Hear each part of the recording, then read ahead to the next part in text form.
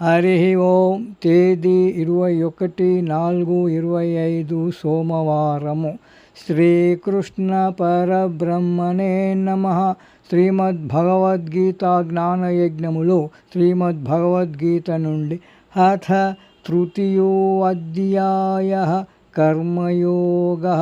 ఈ అధ్యాయం నుండి 25వ శ్లోకము. సక్తాః కర్మణ్య విద్వాంసః యథా కుర్వంతి భారత కుర్యాదిన్వాంస తథా సక్తః చికీర్షుర్లోక సంగ్రహం.